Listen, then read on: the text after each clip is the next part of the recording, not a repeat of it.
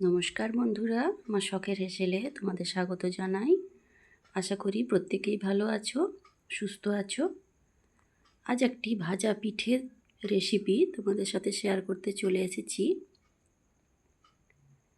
ঝাল ঝাল বেশ মুখরোচক এই পিঠের জন্য নিয়ে নিয়েছি কিছুটা ভাতের চালের গুঁড়ি। এই গুঁড়িটা কিন্তু ঢেঁকিতে পিষানো নয়, এটা মেশিনেই পেষানো হয়েছিল।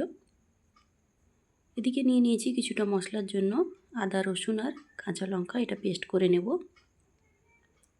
এই চালের গুঁড়ির মধ্যে স্বাদ মতো নুন দিয়ে দিলাম। পেস্টটা রেডি করে নিয়েছি। আর এদিকে জল গরম হচ্ছে, জলটা ফুটিয়ে নেব। এই চালের গুঁড়ির মধ্যে এবারে মশলাটা মিক্স করে নিয়েছি।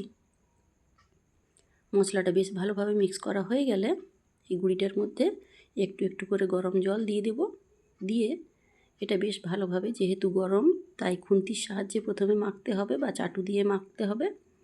তারপর এটা হাতের সাহায্যে আটা মাখার মতো খুব সুন্দর একটা ডো তৈরি করে নিতে হবে।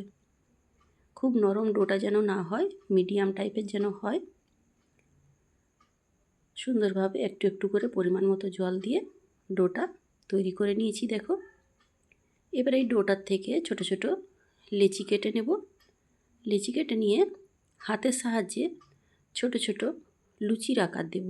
এইভাবে তোমরা হাতের সাহায্যে লুচির আকার দিয়ে নেবে। দেখো, খুব একটা পাতলা নয়, খুব একটা মোটাও নয়, ছোট ছোট আকারের লুচির আকার দিয়ে দিয়েছি। এদিকে কড়াইয়ের মধ্যে সাদা তেল গরম করে নিয়েছি। তার মধ্যে এগুলো একে একে দিয়ে এপিট ওপিট সুন্দরভাবে ভেজে নেব। ভাজতে ভাজতে দেখবে এই পিঠেগুলো লুচির মতোই ফুলে উঠবে।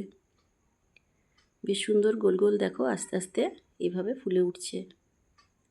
এই পিঠেগুলো সন্ধ্যাবেলায় স্ন্যাক্সের মতোই খেতে পারো চা দিয়ে, অথবা রাত্রেবেলায় ডিনার করতে পারো, সকালে টিফিন করতে পারো। খুব সুন্দর নুন ঝাল মুখরোচক একটা পিঠে। বানিয়ে খেও বন্ধুরা, কেমন লাগলো অবশ্যই জানিও। যারা এই পিঠেটা এখনও খাওনি তারা বানিয়ে আমাকে বলো কেমন লাগলো।